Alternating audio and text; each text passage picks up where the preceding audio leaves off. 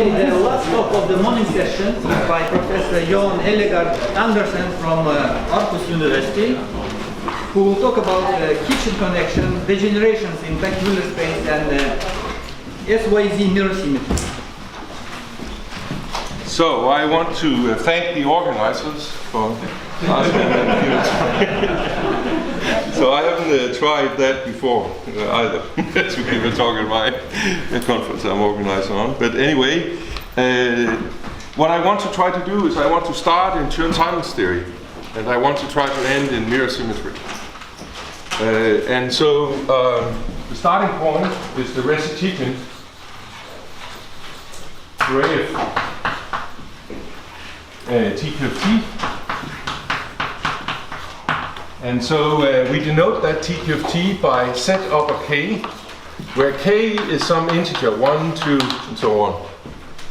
And the the main two features that this thing has is that if you have a sigma, which is a closed, oriented, two-dimensional manifold, then the theory associates this finite dimensional vector space. So this is finite dimensional vector space. And if you have a compact three-manifold, a compact oriented three-manifold, then you get the boundary, of course. You can associate the vector space to the boundary. And the theory says that you should get a vector associated to any. And so this, and then of course there is the Atiyah-Siegel-Witten axioms of GQT that has to be satisfied. And what these two people here did was that they constructed this theory completely combinatorially from UQ, SL, 2C, so that's the one that I want, that's right C here. And Q is a certain root of unity, it's e to the 2 pi I k over 2. So it's this particular root of unity. And so this here is a completely mathematically rigorous construction, and but it sort of has an underlying theory, namely, if you look at Witten's quantum transformers theory,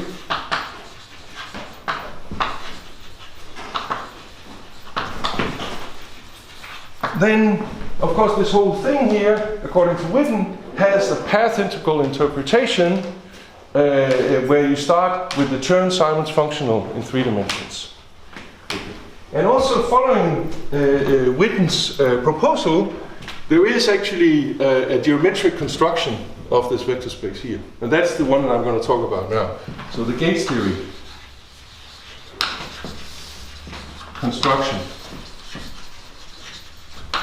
of this vector space. And probably most of the talk I'll just be talking about that guy there. Okay. So how do we do this? Well, the first stage is the following. We're going to introduce some manifold, or actually a singular space in this case here. This is just the moduli space of flat SU2 connections on sigma. Okay, so if you want, you can have a completely explicit model for this. It's nothing but homomorphisms of pi1 of the surface into SU2 modulo SU2 conjugation. So of course, if you choose generators, 2G generators, it's just 2G matrices of SU2, such that the product of the commutators is 1 divided by overall conjugation. So this space is compact, it has singularities. But it also has the Goldman symplectic form.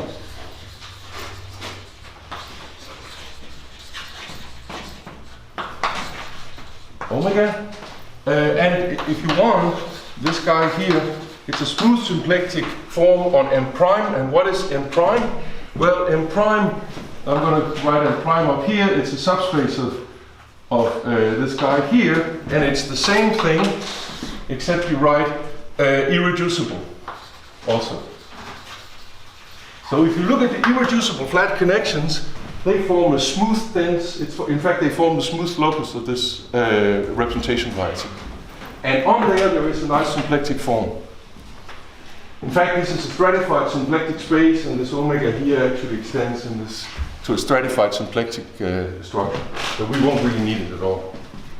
Okay, so that's as far as the classical gauge theory goes. That's the structure we get purely from the smooth structure of the surface. No extra structure needed yet. But, well, there's one more structure we also get, and that's the pre-quantum line bundle. So the pre-quantum line bundle is simply just a smooth line bundle over M, and, well, M prime. And then there is a connection in this, and there is a Hermitian structure in this vector bundle. And these are all compatible, and the pre-quantum condition here says that if you take the curvature of this, you should have minus I times omega. So the curvature of this connection here gives you the symplectic form. That's the pre-quantum line bundle by definition. So all of this is also completely, it turns out that there is a construction of this line bundle here which uses the Jørgen functional. I'm not going to give you, I don't have time to give you this line bundle. But if you're worried about this line bundle and its existence, then the obstruction for the existence of such a line bundle is simply measured by looking at the cohomology class of the symplectic form. And if that lies inside the integral lattice on the cohomology, then you have such a line bundle. And the non-equivalent choices of these line bundles are parameterized by H1 with U1 coefficients. And so this moduli space is in fact simply connected, so there is no ambiguity. And H2, I can just write as in parentheses, so H2 of MZ is simply a copy of the integers. So by scaling this omega here, I can make sure that it lies in the integral lattice. And so then I get this bundle here. And as I said, it's simply connected. This is both M and M prime. There's no difference. Like this. Okay. Very good. Notice also that if we define, well, maybe I just write it over here.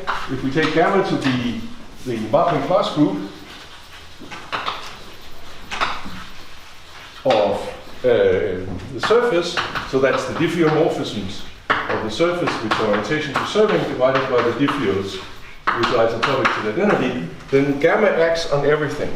This guy here acts on all of this, meaning over here.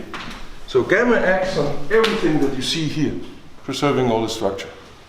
So gamma acts by symplectomorphisms on this. It lifts the bundle automorphisms, covering the ones that act on them and so on. Okay, so now the next step, what we want to do is we would like to, well, I mean, in quantization, what you are being asked to do is you have to choose a polarization on such a symplectic space. And then you look at the polarized sections of this line bundle, and then that's your Hilbert space of a theory. So that should somehow be this object over here. It more has to be said, because if I just look at all the smooth sections of this bundle, I'm not going to get a finite dimensional vector space. But there is a very nice thing I can do. I can introduce the Teichmüller space of the surface. So let T be the Teichmüller space of sigma. So recall that Teichmüller space parameterizes complex structures on the Riemann surface.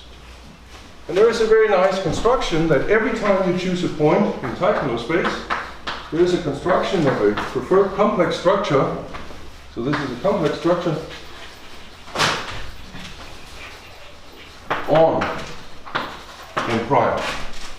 So that, such that if you look at M prime, omega, and I sigma, this is kilo. Okay.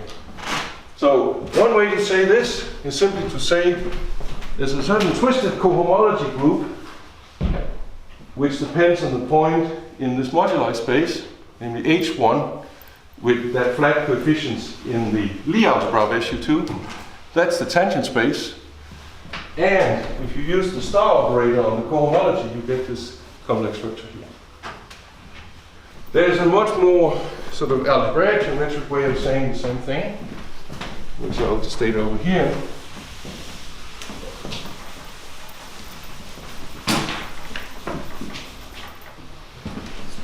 So that's the theorem of Riemann and symmetry.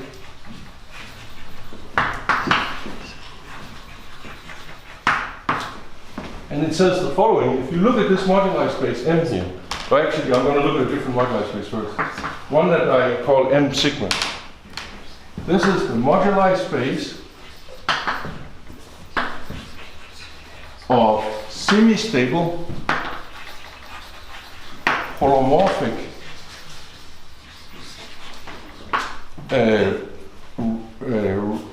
rank two bundles of trivial determinant.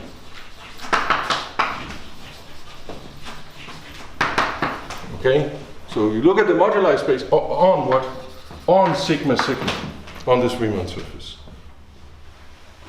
Then the theorem of these people here say that this guy here actually is an algebraic projective variety. So there's some large n such that this becomes an algebraic variety.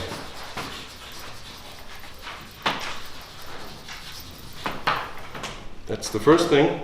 And the second thing says that there is a bijection between these two here. So the space, underlying space, is nothing but this moduli space here. And the bijection one can say even better.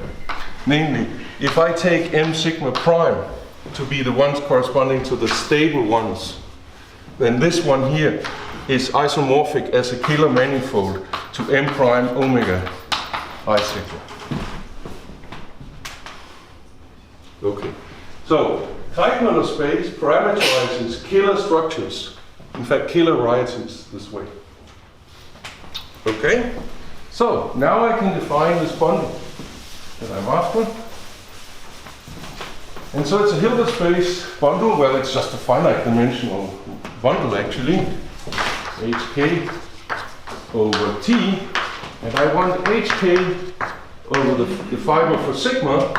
This is nothing but you take this moduli space and you take this line bundle I had before, and you take the kth tensor power of it, and you take holomorphic sections of it. So this is of course finite dimensional. Okay. It forms a vector bundle over Teichmüller space. Okay. And so that's the structure we get just from looking at these nice family of complex polarizations.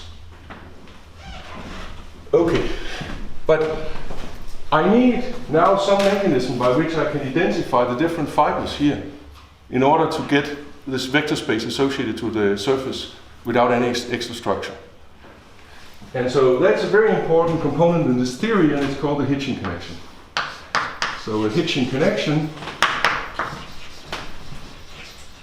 so abstractly, I could actually extract a situation where I just say, M is any symplectic manifold. You assume that you have a line bundle on it. Then you have a family abstractly parameterized by some complex manifold T sigma, which gives you a family of Kähler structures on this moduli, on this space M. You can build this bundle over the parameter space. Now the question is, can you find a connection with some good properties in this bundle? And so the Hitchin connection would be a connection of the following form. It's a connection in this bundle here. But it is of the following form. It's, you take the trivial, so I do both Nadler to distinguish it from the connection in the line model. So you take the trivial connection, plus you add some term to it u. Okay, so you think of this, let me erase this here again. You think of this hk here as a subbundle of just this trivial, this trivial but infinite rank vector bundle. And so you want to take the trivial connection from here, correct it by some u, such that it preserves the subbundle, and thereby induces the connection we are. So what kind of object is u? Well, u is a one form on T with values in the endomorphisms of this, right? That's what it, if you have trivial connection, you add something to it, that's what you want to add so that you can still get a connection. So if I take a vector field, this is a vector field on T, I have to tell you what is u of v. And u of v is going to be a second order differential operator acting on sections of L to the k. And what I would like to have, what are the properties? So that's the first property that a Hitchin connection, an abstract Hitchin connection is. It's a connection that is of the form of the trivial connection plus some u, and this u is a one form with values and differential operators acting on smooth sections. And then the next thing I would like to have is that this guy here should have, well, ideally flat, because this space is contractible, and so then I could just take the covariant constant sections of this bundle and I will have my sigma, set k of sigma. But one cannot get flat, but so I would like to have that the curvature is some 2 form on T tensor the identity, so it should be projectively flat. Flat. That's the best one can hope for in this situation. It sort of corresponds to the fact that you, quantum mechanics, cannot identify the Hilbert spaces, but only projectively you can quantum identify them. Okay.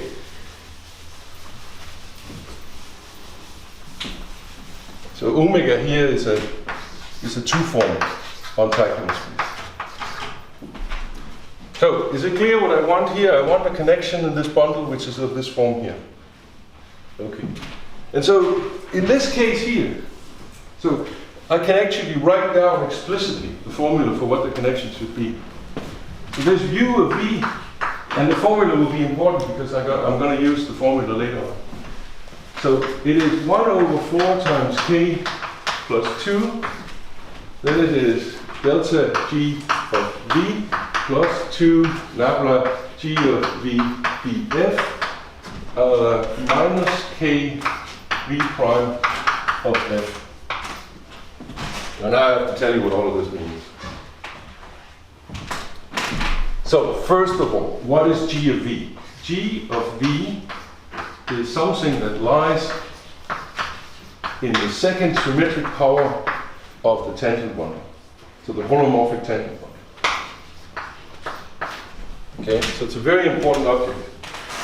And how does it lie there? Well, how is it defined? Well, it's simply defined by the following equation. You take it and you contract it with omega, and that gives you the derivative of the complex structure in the 1-0 direction. So remember, such a vector field here, Teichmüller space is complex, so I can write this vector field as v prime plus v double prime. This is the holomorphic and anti-holomorphic part on Teichmüller space. So you take v prime and you differentiate the complex structure in this direction. So you take the Kodaira-Spencer deformation class in this direction of the complex structure on the moduli space, and you turn it into a symmetric 2 tensor using omega. This is possible because omega is invertible. And here comes a very important property that this moduli space has. So this guy here is holomorphic. That's very important for this formula to work. Okay? And I would love to know how to generalize away from this situation here in general. But luckily the moduli space satisfies this, so I don't have to worry about it. But if I wanted to do this in more generality, this will not hold. This means that Teichmüller space is a sort of very rigid family of complex structures. Okay, on this moduli space. Okay, but let's, so that was this tensor. Let me now tell you what this is. This guy here, it's a second order differential operator. I'm just going to construct it explicitly. So I start with smooth section to L to the k. Then I take the 1-0 part of the connection. So I go to this space here. Then I use g of v. So this was just taking 1-0 derivative. Now I use g of v, which is the symmetric tensor. I can contract that with the cotensor here, the cotangent bundle, to get a tensor. So a section of the tangent bundle, tensor L to the k. So I move from the cotangent bundle to the tangent bundle using the symbol here.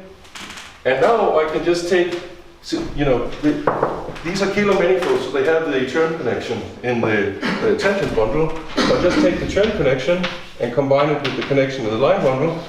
And so then I go to this space here, T star sigma m, tensor T m sigma, tensor L to the k, and then I take the trace here.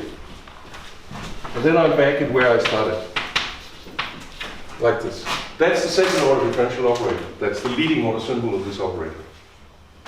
Notice it's by no means elliptic, because it only differentiates in half of the direction. That's going to be important later. Okay, so what are the rest of the terms? Well, we can quickly do those. So, F is going to be a map from Teichmüller space on the surface to the smooth functions on M prime. And what is it? Well, it's what's called the Ricci potential.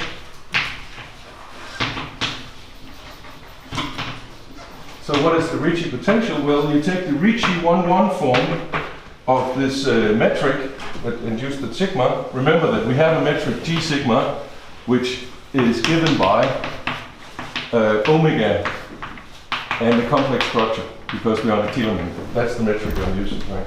So you take the Ricci 1-1 form associated to that, and it turns out this is minus 4 times omega plus 2i d bar of some function f. That's the Ricci potential. That's sigma. So if I pick a sigma here, I get a function, and it's the unique function that solves this equation here. It defines the Ricci potential up to a scale, but I'm differentiating over there, so the scale is irrelevant. Okay.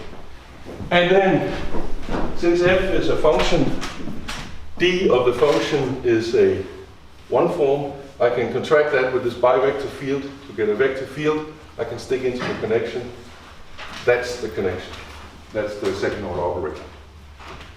And what you notice about the second order operator is that u of v only differentiates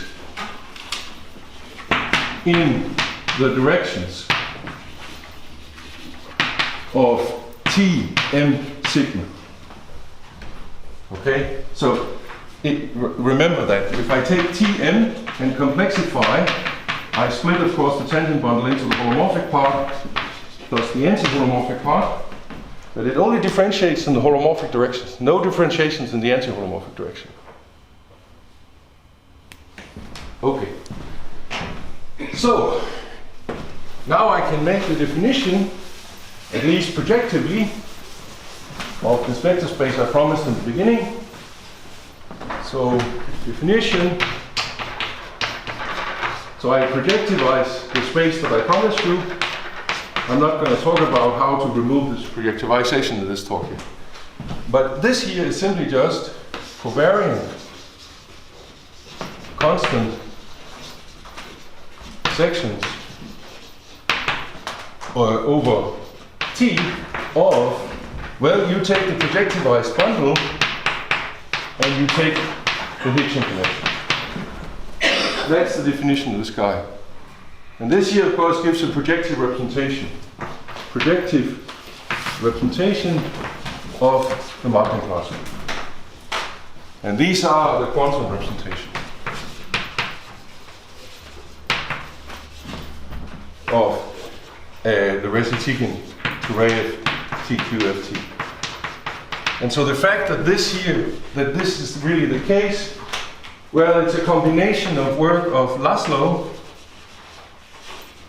and then Bueno and myself. So the fact that you actually have that these two representations are isomorphic, because the quantum representations are defined combinatorially using quantum groups. And the fact that you can use this quantization moduli spaces is what we proved together with Laszlo's result. Okay. That's nice, and there's a number of theorems that one can prove about these representations. I'm going to skip this because I'm headed in another direction today. So what I want to try to do now is, so let me draw a picture of Teichmüller space. So here's a picture of Teichmüller space. So it's an open ball of dimension 6t minus 6, right? And it actually, I drew the boundary only actually. So it has a boundary, right? That I drew. And this boundary, that's the Thurston boundary.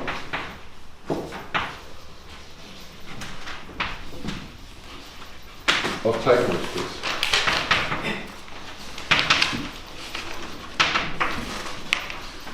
Okay.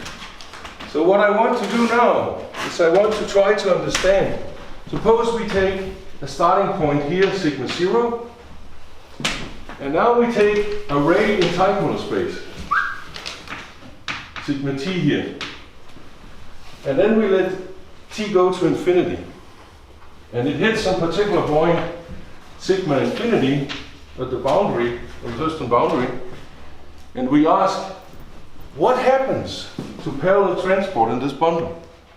Right? Because I have this, I can look at parallel transport with respect to the Hitchin connection along this particular path, and it will give me something from the fiber at 0, sigma 0, to the fiber at, as far as I've gone, sigma t. And the question is, what happens as this goes to infinity?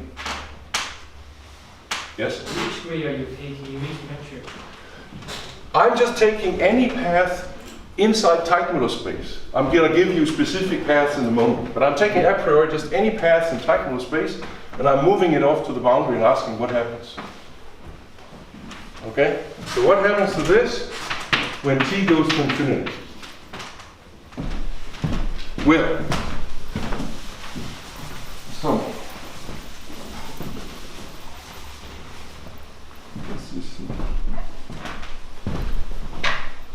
it was 12, right? No, it's 1. I have to start at 12.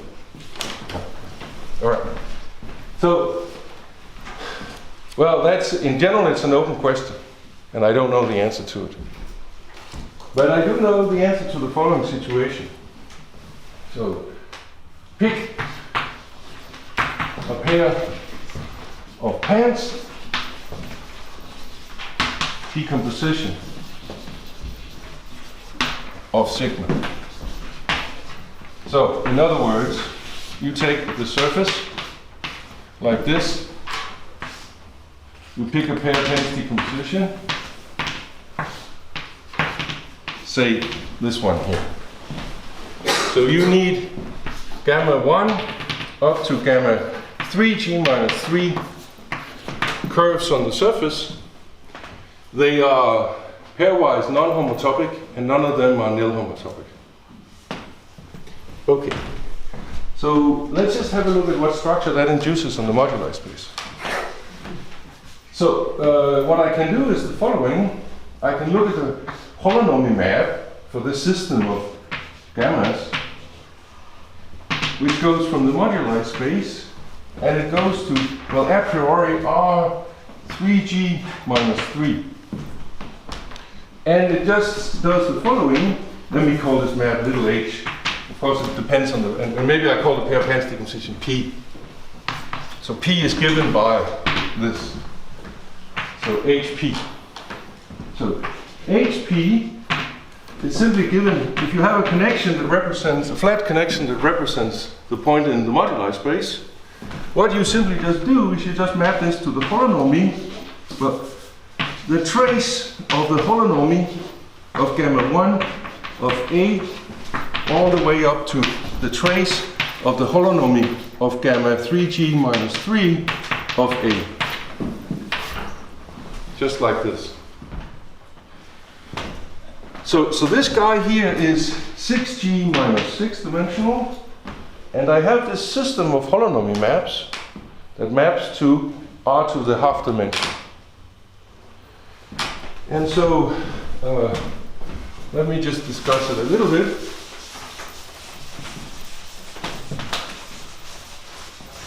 So this guy was studied previously by Jeffrey and Weizmann.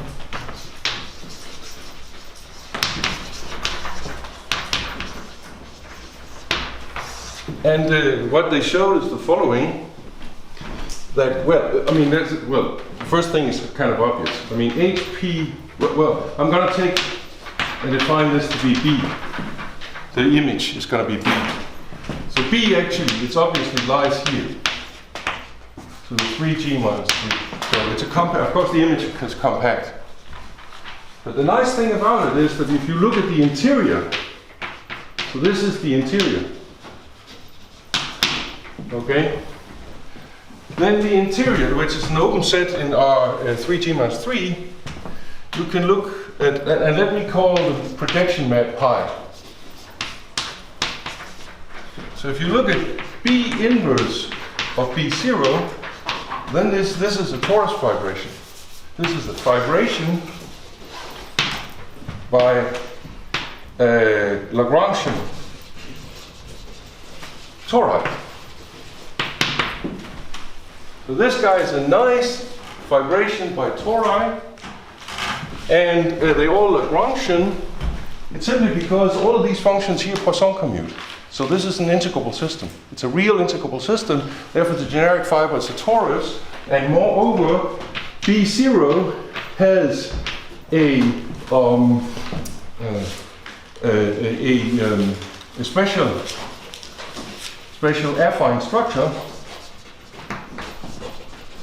So that means that there is a system of coordinates on this such that the transformation group is SL 3G minus 3, comma Z, semi-direct product with R 3G minus 3. So therefore there's a, what you can say is the following. There is a transitive action.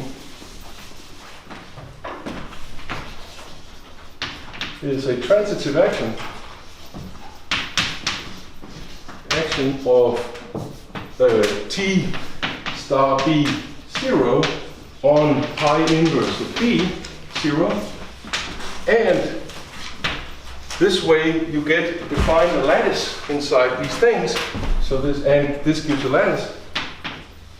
This gives a lattice inside the cotangent model, such that at least locally you can identify pi inverse of B0 with T star B0 plus lambda. Is this rather a map from the Teichmüller space? I'm confused. No, it's not. There's a similar map on the Teichmüller space. But the choices of gamma changes if you The choices of the gammas completely break the symmetry of the group. Right? But I could look at all pair pants decomposition and then they will map them to each other. No, P is a point on the boundary of Thurston's boundary Teichmüller space. But the nice thing is that you get this nice integrable system by tori like this. Okay. So people who do SYZ-mirror symmetry starts saying, this picture I recognize. Okay. All right. So now, what can we do with this? Well, we can do something that's very, very natural. We can namely we can consider Bohr-Sommerfeld sets.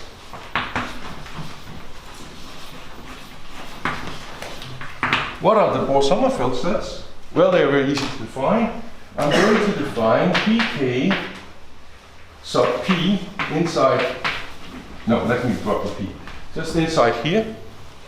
And what is the definition of this? Well, B belongs to this guy here if and only if, when you take L to the k and you restrict it to pi inverse of B.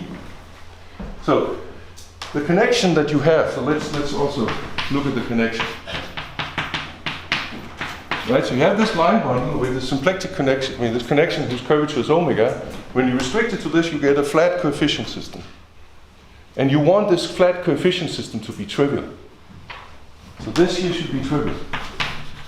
Meaning that it has no holonomy whatsoever. So if you take a smooth curve inside the fiber and you compute the holonomy around this closed curve, you get no holonomy at all.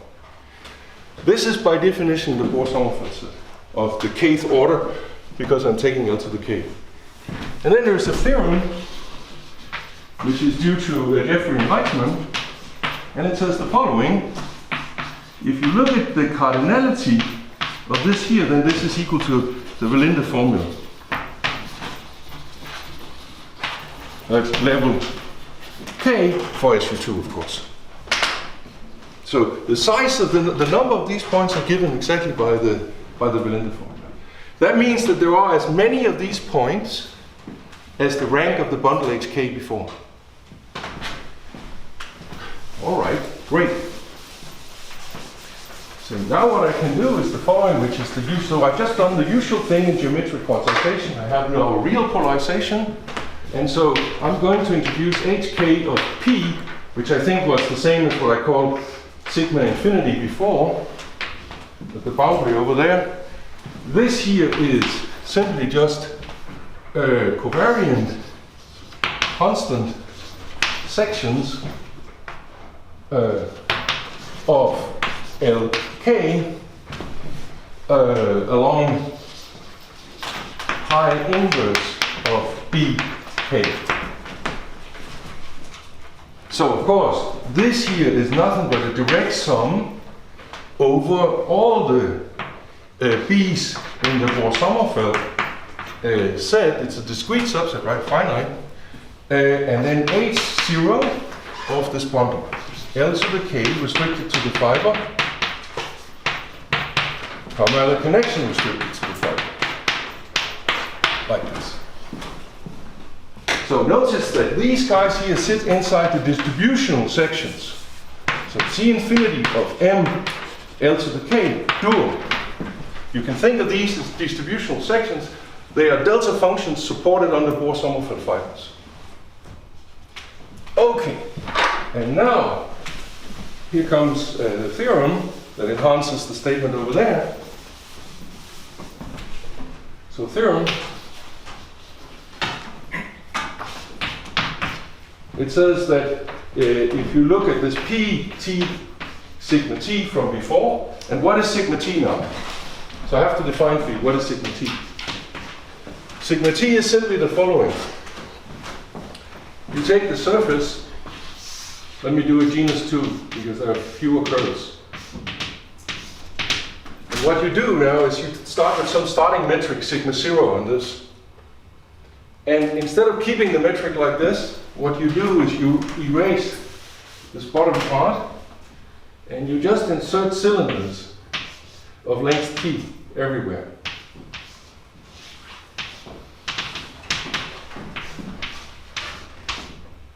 So you do a bit like what people in studying instantons do, right?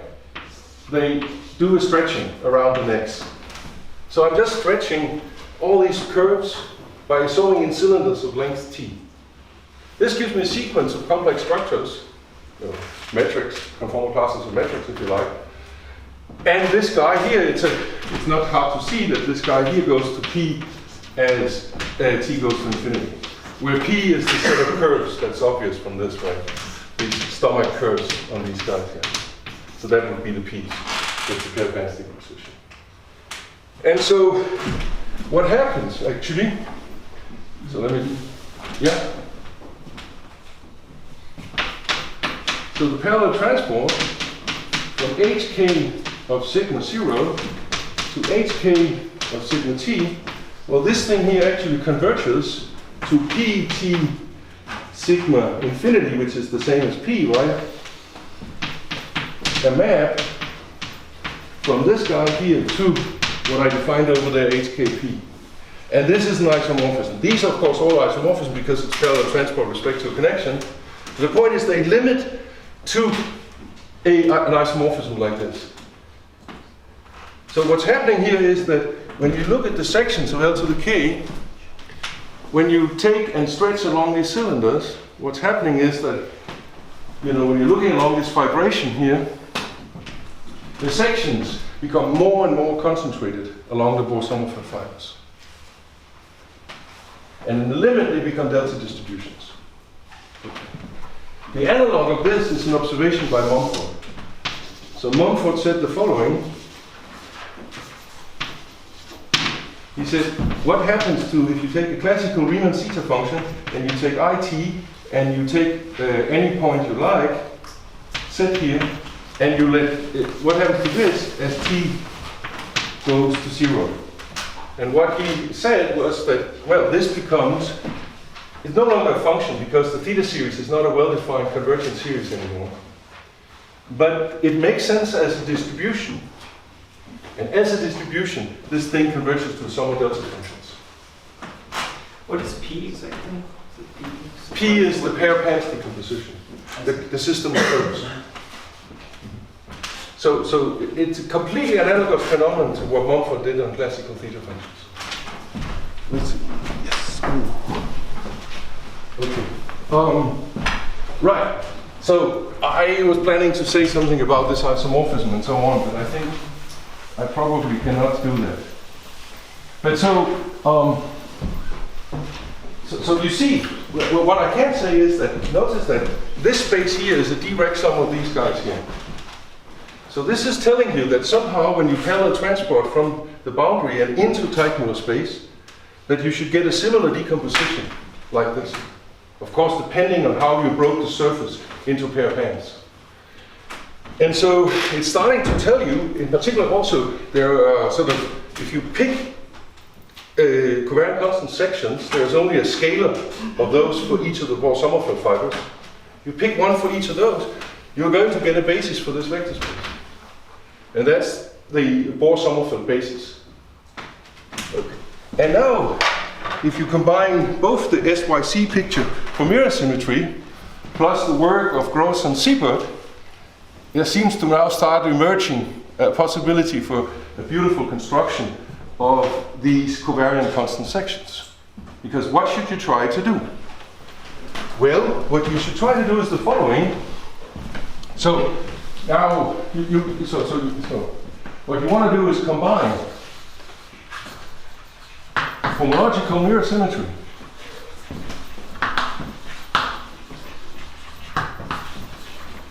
with SYC symmetry. So, what is it homological mirror symmetry says? Well, homological mirror symmetry says that the bounded derived category of coherent sheaves on some X, which is typically taken to be Calabi-Yau, but I want to apply it in this case of Fano manifolds, should be isomorphic to the Fukaya category of some other manifold. And this other manifold is the mirror of X. Okay? So this is saying something about coherent sheaves, and this is saying something about counting pseudo-holomorphic curves on the mirror. Now, in this case here, so if you have a situation, so the SYC, so this was homological mirror symmetry. The SYC conjecture says that, well, how do you build the mirror? Which is a huge question in this field, right?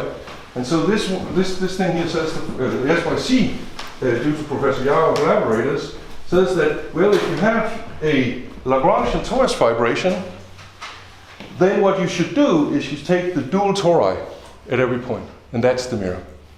So in the discussion from over there, we had the cotangent bundle modulo this lattice, which is sort of like this. And what you should do now is you take the Legendre transform and divide by the dual lattice, and that should be the mirror. Okay. So now how are we going to try to apply this in this situation? So I've got to say a little bit more about how it goes. So the Fukaya category, I got to just say a little bit about that. And so now I'm going to write M check for the dual of the modular aspects. So the Fukaya category, well, the objects of Fukaya category, these are Lagrangian submanifolds plus, well, they're D-branes, right? So they're Lagrangian submanifolds plus a local system. So in my case, I would just be using a U1 flat connection, because I'm only interested in what happens to rank 1 sheaves. And what are the morphisms in the Fukaya category? Well, they are very simple, because if you have such, let me call this for L and let me call this for E, this flat coefficient system. So you want to describe what are the homomorphisms from L1 E1 to L2 E2. Well, they are simply just, you just take the homomorphisms of E1 to E2 localized in the intersection of these two.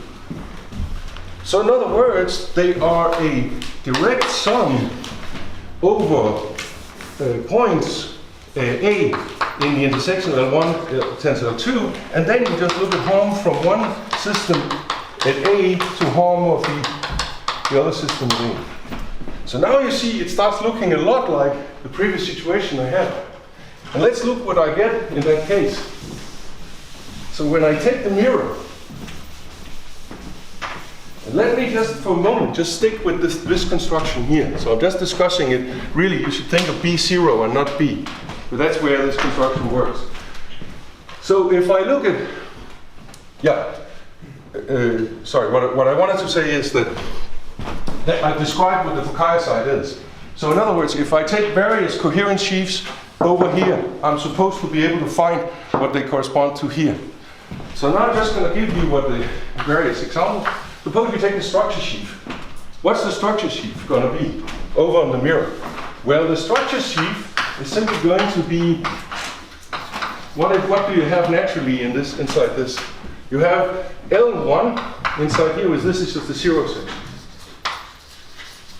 Because what you're supposed to do is you're supposed to take this line bundle over on this side here. You just restrict it to each of the tori. It's a line bundle on the torus, so it's an element of the dual torus. So it's a point over here in the fiber.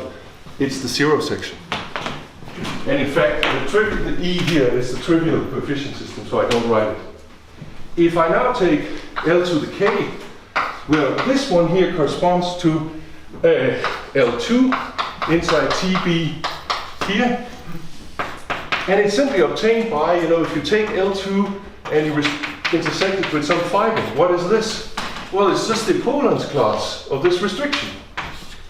With its flat ridge connection.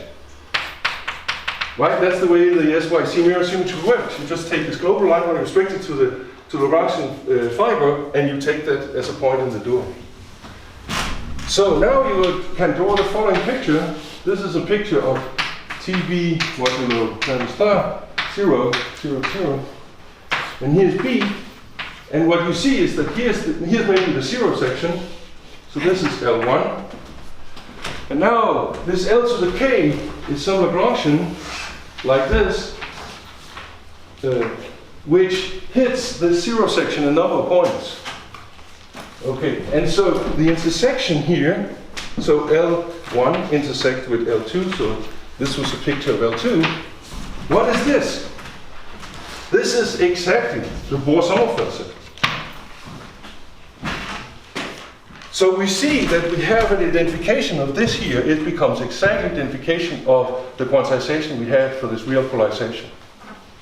Okay, so that's sort of really nice and super, but now we take the homological mirror symmetry all the way and use it in the SYZ picture. So what I have to do now is, well, I don't have time to explain, but there is an A infinity structure on the Fukaya category. Like this. This is the Fukaya category of the mirror.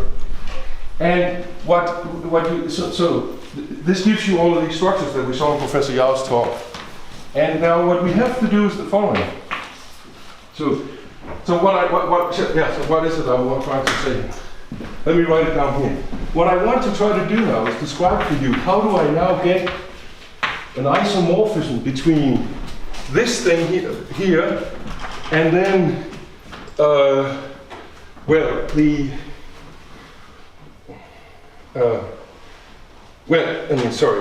continue over here. I'll get to that in a second.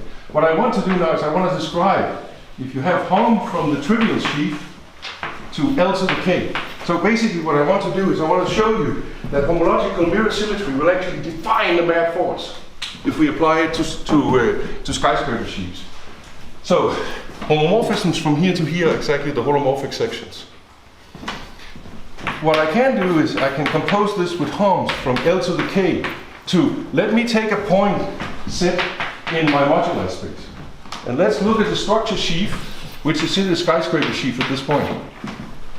So then of course I have an evaluation map like this, and what does it do? It simply just takes the value of the section at the point, and it gives you a home from here to here.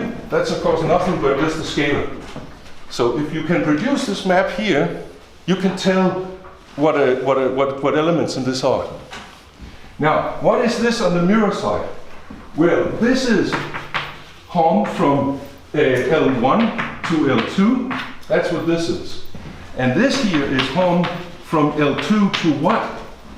Well, now I have a point in M, which is on the other side, what is the point, what is the skyscraper sheaf? Well, the skyscraper sheaf says that it sits exactly over one particular fiber, and how do you encode where on the fiber it sits? Well, that's encoded precisely in the flat coefficient system on the other side. So what you see is that it's one fiber like this, whoops, L3, and then you have some flat coefficient system, E3 on that non-trivial flat coefficient system that tells you, that comes from where were you on the fiber on the other guy. So therefore I have now L3, and now I really write in the coefficient system since it's not trivial, and this here is a map to homomorphisms of L1 to L3, E3. Now the point is, what is this map here? Well, this map here is M2 in the Fukaya category, right? So what this, I guess I should have used chalk. Here is L3, here is the 0 section, and L to the K is blue. So what we are going to do now is we are going to count pseudo-holomorphic curves on this side here, which exactly fills in between these three. So things like this. These are pseudo-holomorphic curves. And so the point is that when you take and sum over all the pseudo-holomorphic curves in the mirror here, you will exactly see the evaluation map on the other side by the homological mirror symmetry conjecture. And so therefore, by saying I'm going to use this to define what this is over on the other side, you specify a basis for the space here. When you go through exactly the points that corresponds to the Bohr-Sommerfeld set down here. So I hope you understand this point, because I think that's the main point of the talk. The main point of the talk is you can take the Bohr-Sommerfeld fibers, you take the skyscraper sheaves on the other side, and then you simply just walk through counting pseudo-holomorphic curves, and that will give you actually a formula for the covariant constant section of this bundle along this curve. And so, oh my God. Let me just make one drawing. I think you will like this. Sorry that I will go just 1 minute over. The drawing is the following. If you, it's too bad that I don't have time to do this, because now we are totally abstract. And what I wanted to do is to show you, I wanted to fire this off on the standard two-torus. Because if you fire this off on the standard two-torus, you are going to be counting triangles. And you can actually just see the theta functions arise right in front of you. They just appear as counting triangles. So I remind you that the theta functions is these functions here.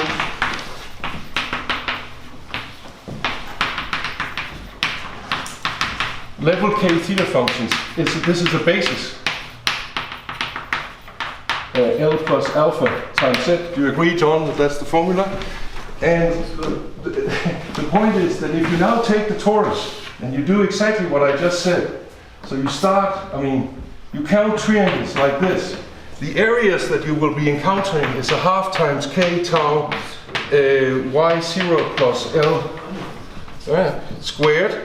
And the holonomies, sorry, I should do them all correct, plus alpha squared, and the holonomies for my integrable system.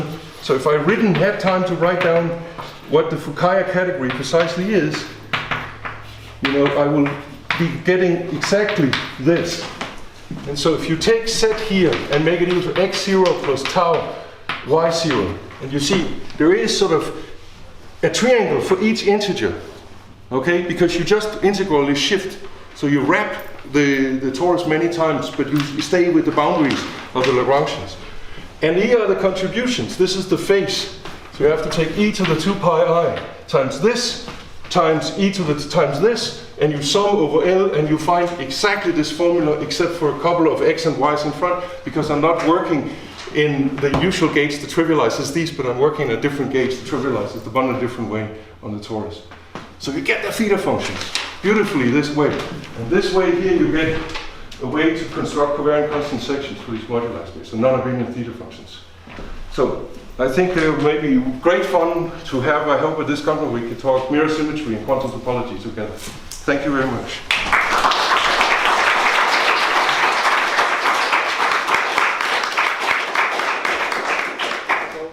please? Yeah. Does the mirror of M have an interpretation as a modular space of something? Here's my wild guess. M has, but I don't know if this works. But it has worked for non-complex, for complex groups. So I propose that M is the SO3 moduli space. So what you do is you take the Langland's dual group and you take the moduli space of that. I'm not quite sure that that will work, but that I propose that. I get the same question. You never defined M-check. Well, I defined an open-ended subset of You M-check. defined the Fukaya category of M-check, but not M-check. Yeah, so inside here there is TB0 modulo this, and I worked on this. Yes. Any more questions? If not, let us then speak again.